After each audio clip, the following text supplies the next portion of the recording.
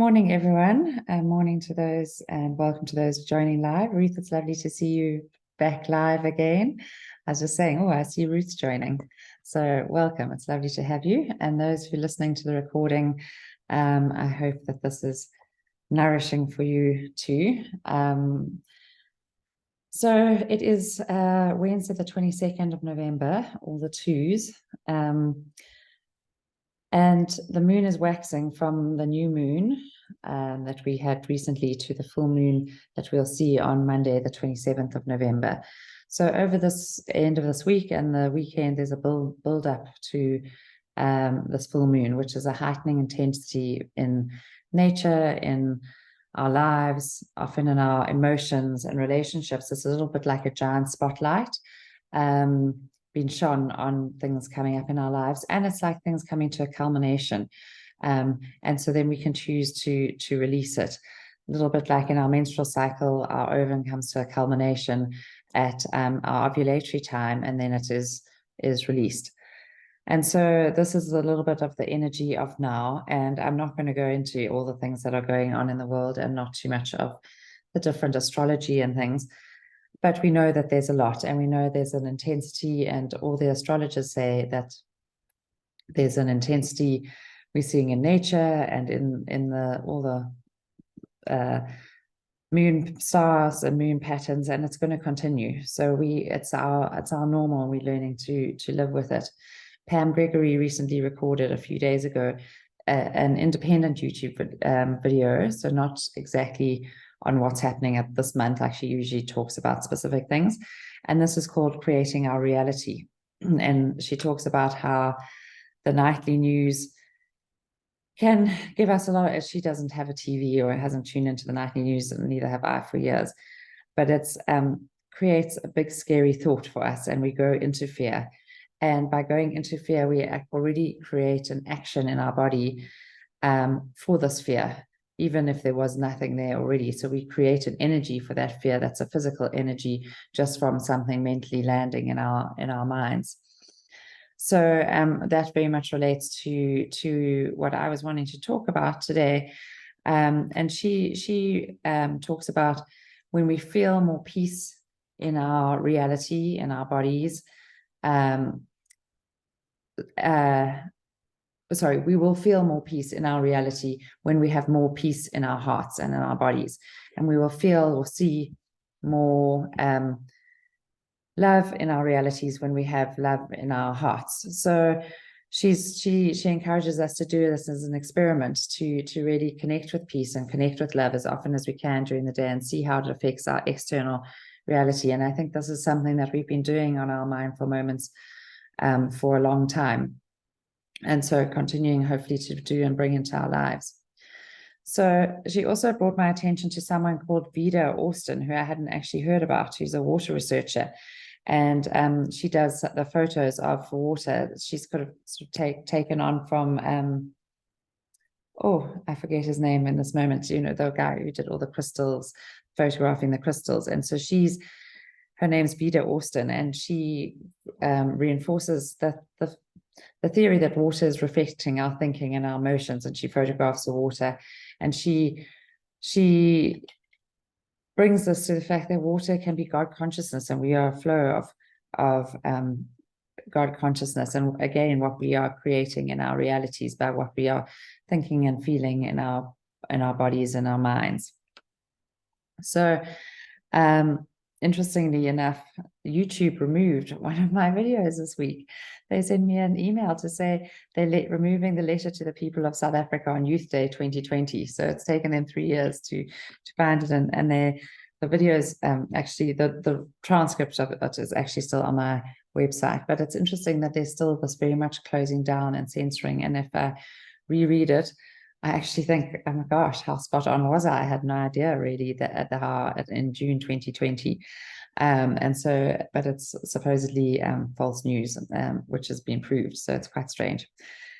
Anyway, that's just an aside. So last week we started exploring the Four Noble Truths, that there is dukkha, or suffering, is the first noble truth.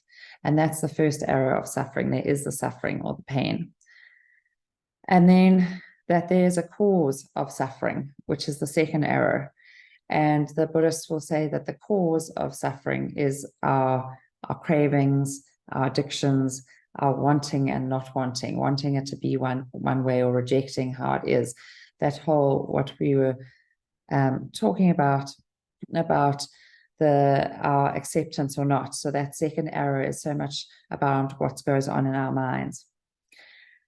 And then the third noble truth is that there's a freedom from dukkha, which they call nirvana. And then the path leading to this freedom is the Eightfold Path. And I talked about how, for me, I see this reflected in the Christian message, the Easter message.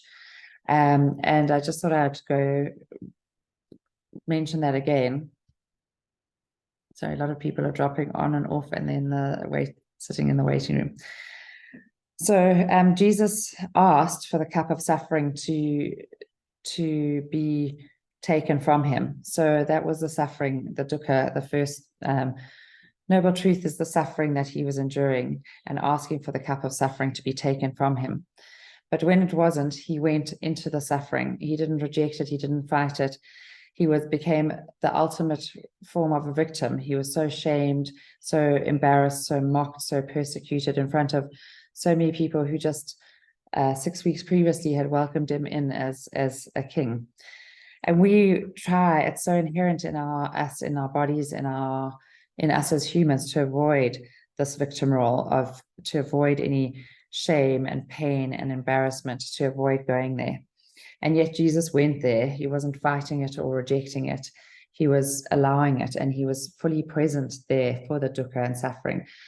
And so he didn't have that fight, that second arrow, and he suffered with us, not for us, because by him going there, we can see that we can go there too, and that there was a rebirth after suffering, that there was a newness after suffering. It wasn't the end.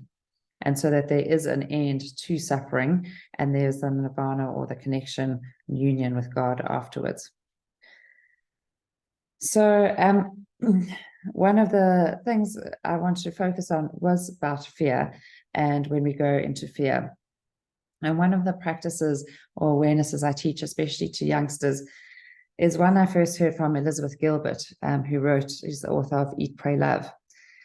And she encourages us to imagine fear as a little independent person. I imagine him like a little ET looking chap with big eyes and severe anxiety, a little bit like, I forget his name. I meant to ask Finn before he left this morning. The little elf, like Dobby in the Harry Potter series. I think his name's Dobby. And who is very jittery and a little bit all over the place and very, very fearful. And we are on a road trip through life, and we're driving in our car along this road trip.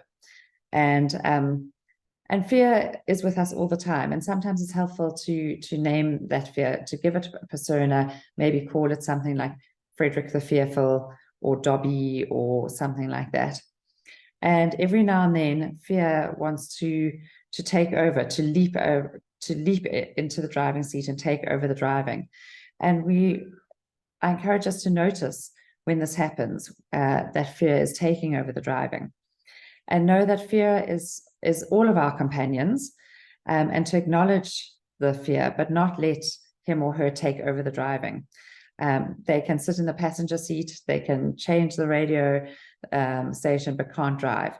And so noticing with compassion when we notice that fear is coming, and dealing with it like we might deal with a small child, or like Harry dealt with little Dobby.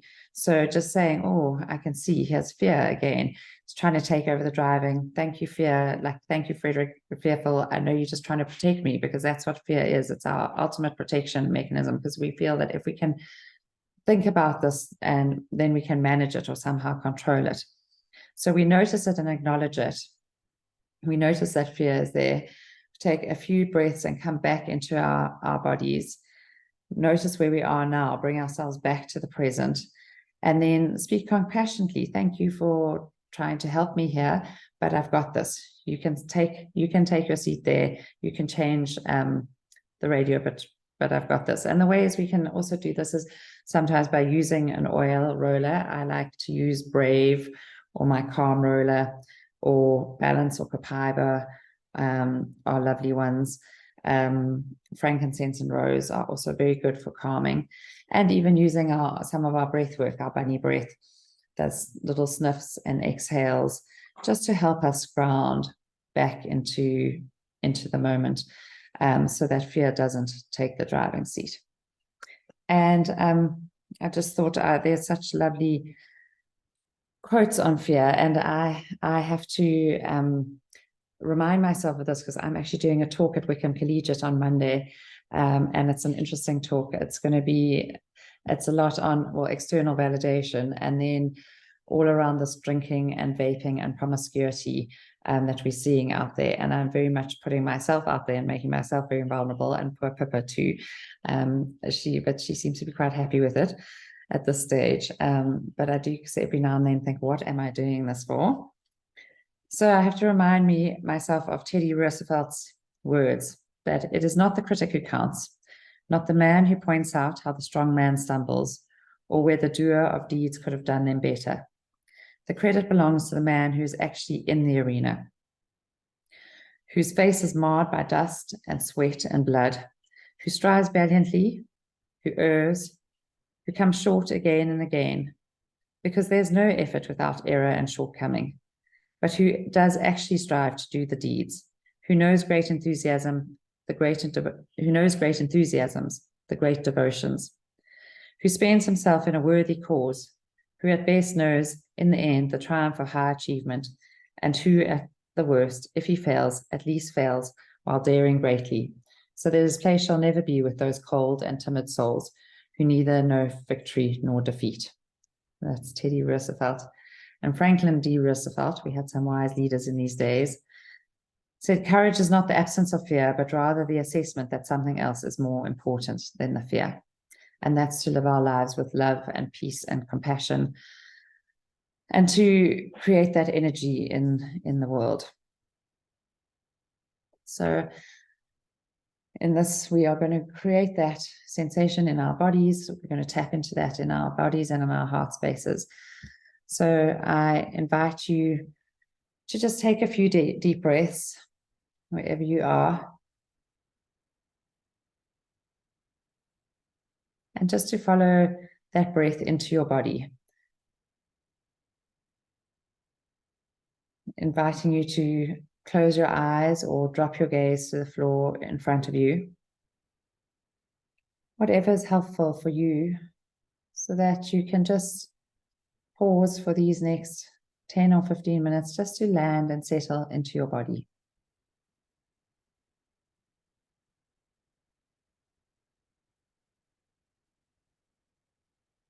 Noticing points of contact of our body with the earth beneath us, or with our seat or chair or cushion.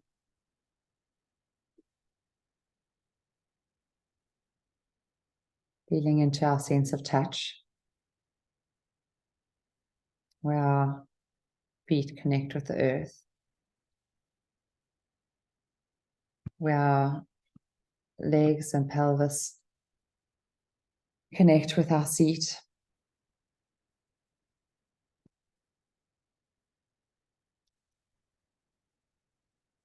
Where our skin brushes against our clothes.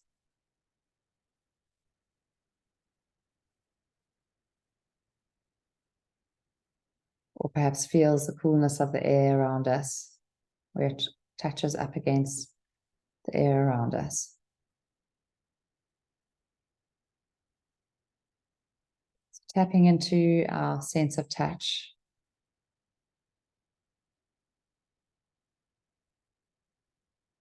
As a way of bringing ourselves back into our bodies.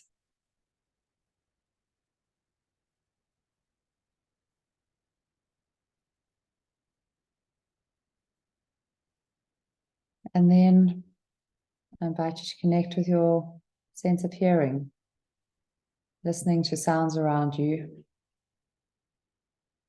perhaps sounds in the distance.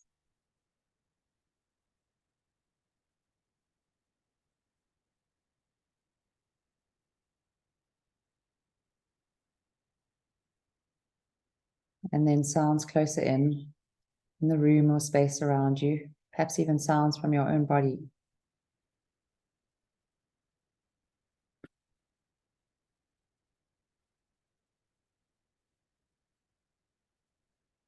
Letting them all land on your body,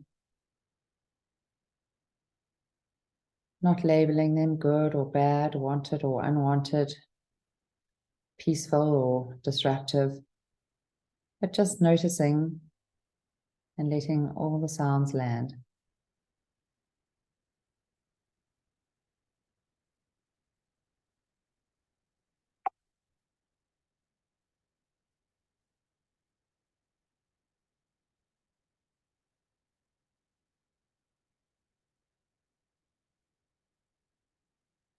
And then drawing your attention to your sense of smell, noticing if there's any smells in the room with you.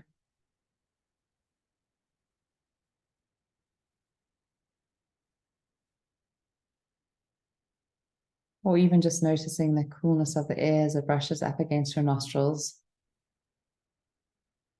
The interface of air and body, of air and breath.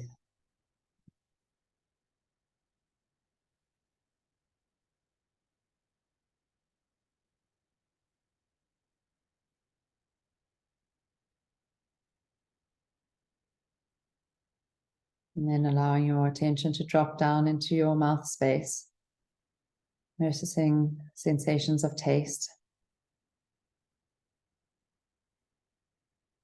Perhaps a taste of coffee or tea, perhaps toothpaste or breakfast. Just noticing how your mouth feels today.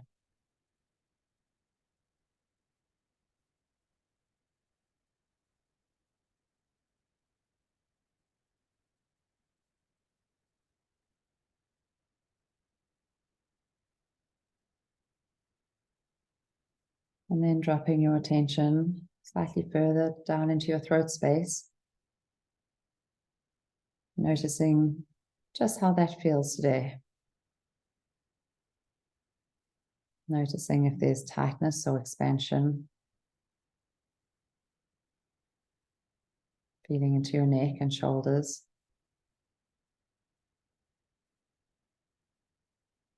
Moving around your throat from the outside to the inside.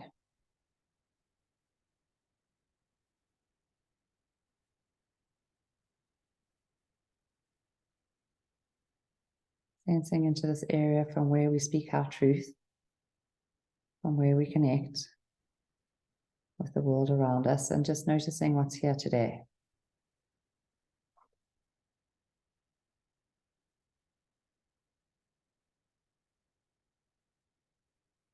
And then dropping down into your heart space. Feeling into your heart space, nestled in between your lungs, protected by the support of your rib cage.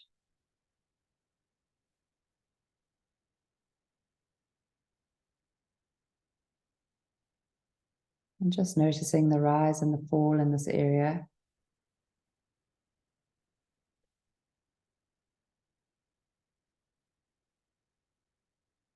The continuous life force energy pulsated in and out.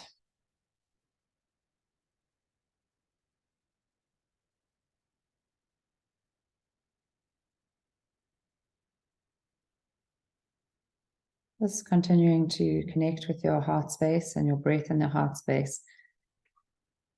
As these words by Khalil Gibran land in this area.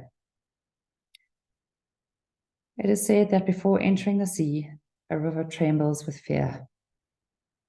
She looks back at the path she has traveled from the peaks to the mountains, the long winding road crossing forests and villages.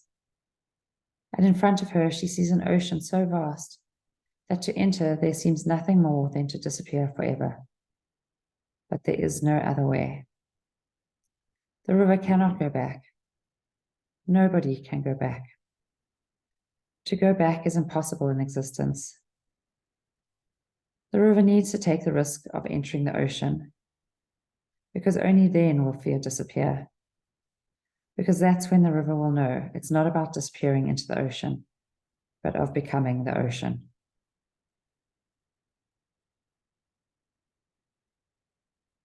The river needs to take the risk of entering the ocean, because only then will fear disappear, because that's where the river will know it's not about disappearing into the ocean, but of becoming the ocean.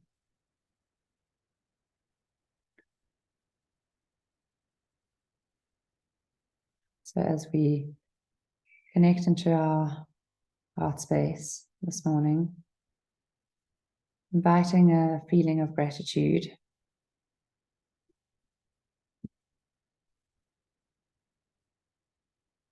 And gratitude for this moment of being together, this moment of connecting and settling.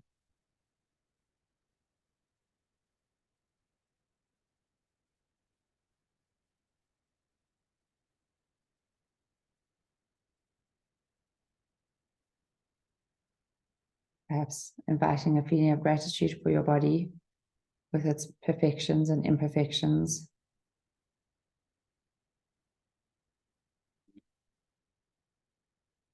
When we are breathing, there's more right with us than wrong with us.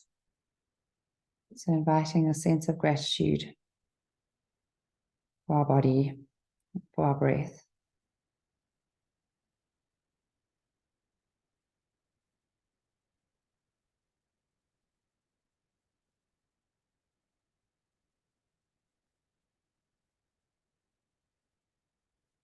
Inviting gratitude for some of the simple joys in our lives today.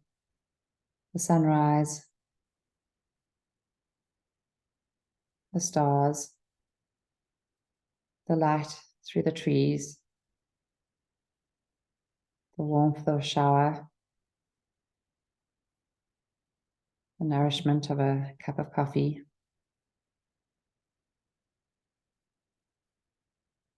The hug of a loved one, the comfort of a pet. Just inviting gratitude into your heart space for some of the simple pleasures and simple abundance, joys in our lives.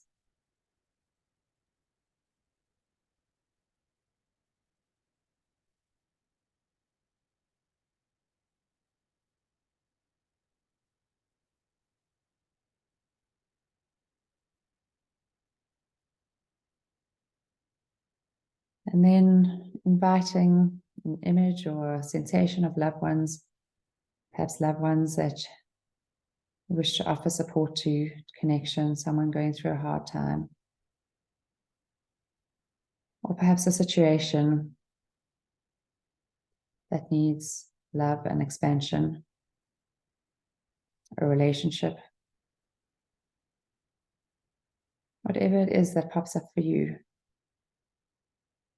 Or expanding into our greater world, into conflicts, strife, sadness, loss. And just holding these images and sensations in our heart space, offering them love and gratitude.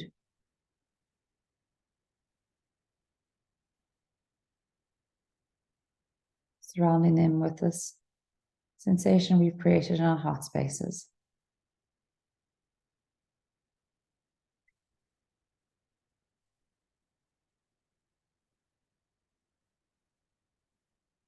Knowing that this energy we create stretches out far beyond our human body and boundaries.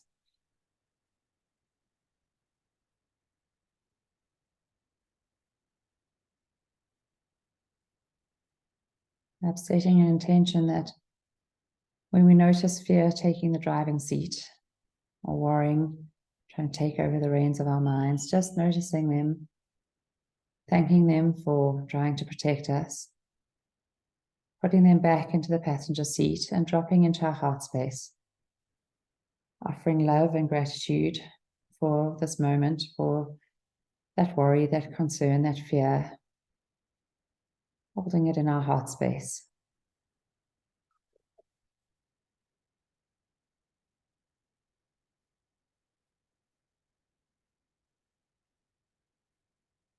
Choosing love over fear, peace over conflict.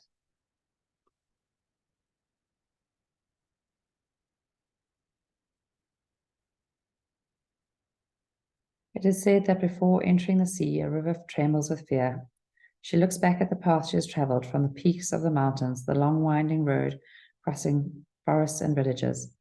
And in front of her, she sees an ocean so vast that to enter there seems nothing more than to disappear forever. But there is no other way.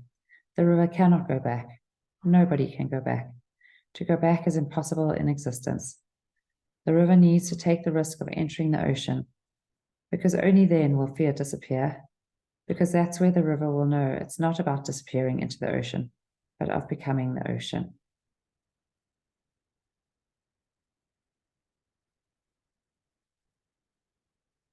So in this moment of joining this ocean of love, gratitude, peace, we know it's available to us whenever we choose to drop into our heart space, whenever we choose to act from love.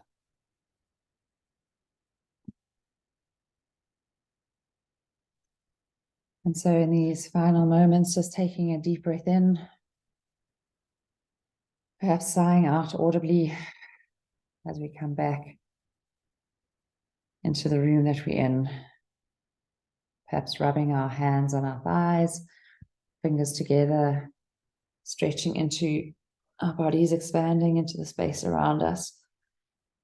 And when you're ready, opening your eyes, taking in the colors, the light, names and faces. I wish you a blessed day. Thank you for joining. Namaste. The recording will be on my website and YouTube channel if you want to share with anyone or listen again. And if you'd like to put anything in the comments or unmute yourself, I always love to hear from you. Thank you, Ellen. Yeah, fear is our primal reptilian brain trying to keep us safe. Exactly. Fear is only there trying to keep us safe. It's trying to do what it thinks is best, but we've got to take over the parenting role because we know that it's not best to live in fear. So just to say, next week will be our final mindful moment of this year. We'll definitely be continuing it again in January when we're back from school holidays. I am, however, contemplating doing one on the solstice, the 21st of December. So please also put in the chat if you would like that and if you'd join me if I did do that. And then, yeah, wish me luck for my talk at TWC. Please send me your good energy and love and I will report back. Wickham Collegiate is TWC, it's our daughter's school. And it might be the first of many, or it might be the last, but I will feedback next week. I look forward to seeing you all next week.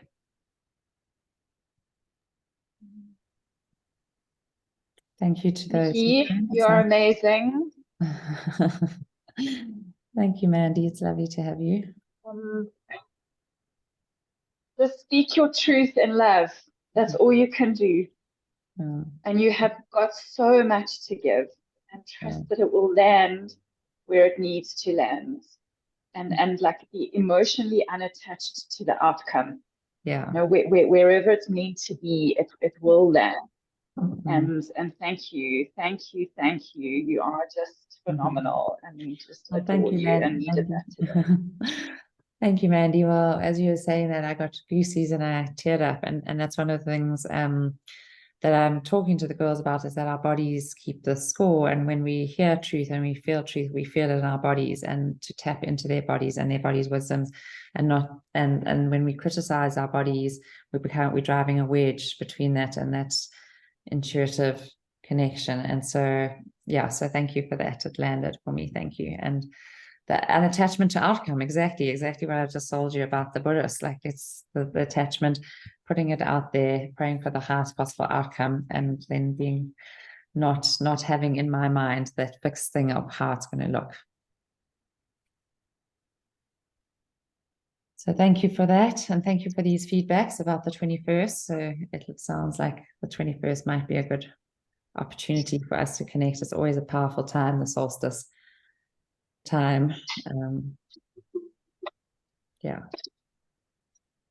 I'll put it on my the usual places and also on my social media, just with the time, because I'm not sure it'll be at 7:15 in the morning. We might find another time. We'll see.